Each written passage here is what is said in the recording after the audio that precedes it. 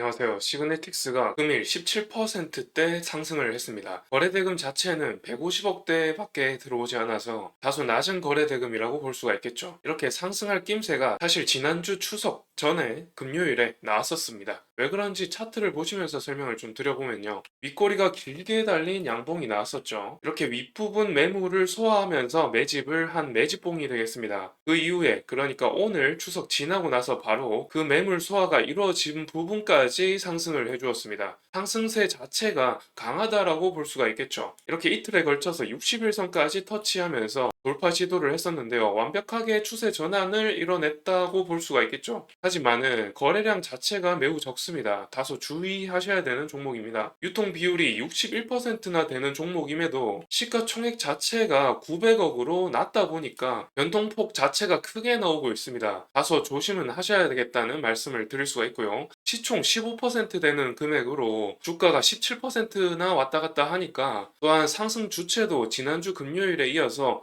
계속해서 개인이 주요하게 등락에 가담하고 있는 상황입니다. 그러니까 여하튼 간에 주의해야 된다는 말씀 거듭 드리고요. 그러면은 앞으로 어떠할지 그리고 왜 이런 움직임을 보여주었는지 알아보도록 하겠습니다. 우선 시그네틱스가 어떤 업체인지부터 먼저 설명을 드리면은 시그네틱스는 비메모리와 메모리 부분의 후공정 업체입니다. MR-머프라는 기술을 이용해서 반도체 칩을 두 개를 하나로 붙이는 그런 소재가 머프라는 소재가 되겠는데 그 소재를 이용해서 플립칩을 만들어내는 업체가 되겠습니다. 플립칩 공정이라고 하는 것은 우측에 보시다시피 와이어 방식이랑 플립칩 방식으로 나뉘죠. 보시다시피 이런 와이어가 없이 범프라는 솔더버를 집어넣어서 여기에 MR 머프를 주입해서 붙이는 방식이 플립칩 방식이 되겠습니다. 시그네틱스 홈페이지에 가시게 되면 리드 프레임 패키지랑 플립칩 패키지 이렇게 여러 방식의 패키지 방식을 통해서 제품을 제조해서 전방 산업에 납품하고 있는 업체가 되겠습니다. 이런 플립칩 패키지 방식으로 ASICS랑 FPGA, 메모리 이런 여러 가지 제품들을 생산해서 전방 산업에 납품한다고 보시면 되고요. 특히나 메모리 부분이 거의 50% 차지하고 있고 시스템 반도체 부분에서 50% 차지하고 있죠. 그리고 시그네틱스 같은 경우 SK 하이닉스랑 삼성전자를 주요 고객사로 두고 있기 때문에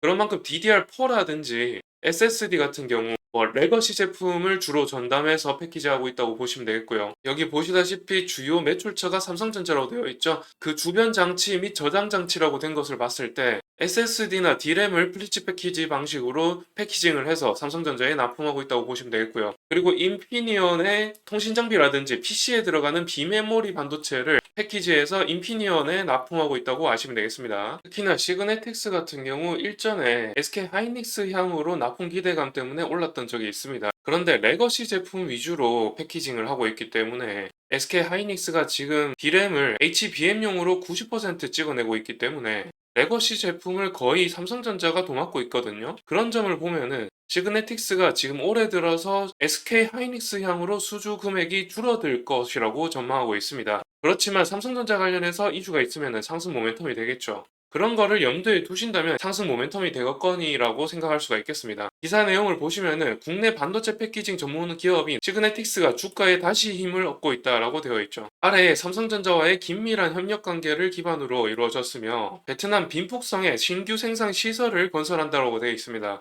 25년 말부터 본격적인 양산에 들어갈 예정이라고 되어 있죠. 기사 제목을 보게 되면 베트남에 1억 달러를 투자했다고 되어 있죠. 캐파 증설에 1억 달러를 투자해서 삼성전자와의 긴밀한 협력을 통해서 인건비가 싼 베트남에 캐파 증설을 함으로써 삼성전자 향후로 레거시 제품인 D램이라든지 SSD를 공급할 걸로 예상이 됩니다. 그리고 시스템 반도체도 공급할 걸로 보이는데 정황상 PC 주변 장치라든지 모바일 주변 장치가 들어갈 것으로 보이죠. 아래에 더 읽어보게 되면은 시그네틱스는 삼성전자의 주요 협력사로 다양한 반도체 제품에 대한 패키징 서비스를 제공해왔다고 합니다. 베트남 투자를 통해서 양사 간의 협력 관계를 더욱 공고히 할 것으로 전망된다고 합니다. 그렇다고 한다면은 시그네틱스가 삼성전자 향으로 공급망을 더 또렷하게 할 것으로 보이는데 그러면은 시그네틱스의 이 수익성은 어떻게 되는지 한번 봐야겠죠. 보시다시피 23년부터 계속해서 적자 상태인 것을 볼 수가 있습니다. 영업이익이 23년부터 계속해서 마이너스 30억대 이상으로 계속해서 나오고 있고요. 우측에 보시더라도 영업이익률이 마이너스로 계속해서 잡히고 있죠. 그리고 적자 폭이 계속해서 증가하고 있는 것도 확인할 수가 있고요. 그렇다 보니까 당기 순이익도 계속해서 적자를 유지하고 있는 상황입니다. 그런데도 다행스러운 것은 재무 안정성 면에서 부채 비율이 30%밖에 나오지 않는다는 것이 그나마 다행이겠습니다. 그런데 당기 순이익이 계속해서 적자다 보니까 자산 자체가 줄어들고 있는 움직임을 보여주고 있죠. 1,500억대에서 1,000억대로 줄어들고 있는 모습을 보여주고 있습니다. 자산 자체는 1,000억대로 내려가고 있고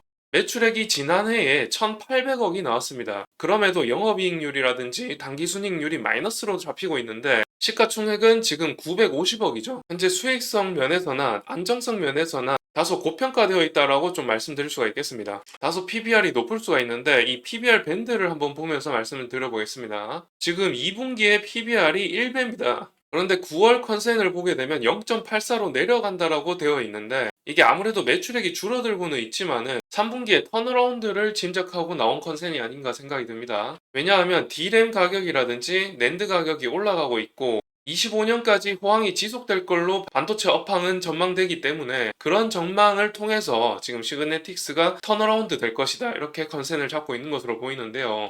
아까 말씀드렸다시피 제가 레거시 제품을 패키지해서 공급하고 있다라고 한다면은 사실 그 컨센이 틀렸을 가능성이 높습니다. 삼성전자 관련된 후공정 업체라면은 레거시 제품일 가능성이 높고 베트남에서 삼성전자 향으로 공급될 가능성이 높다라면은 DDR4일 가능성이 높은데요. 그렇다라고 한다면은 지금 D램 가격이 꺾였죠. 지난달에 D램 가격이 꺾였습니다만은 그 꺾인 주요 요인이 DDR4 때문이란 말이죠. 그 레거시 제품 때문에 D램 가격이 꺾였다라고 한다면은 사실상 시그네틱스의 공급 단가가 내려갈 가능성이 높고요. DDR5 가격은 올라가고 있으나 DDR4 가격이 내려가고 있기 때문에 D램 가격이 꺾인 건데 그렇다고 한다면은 시그네틱스의 사실 마이너스적인 요소로 반영될 가능성이 높습니다.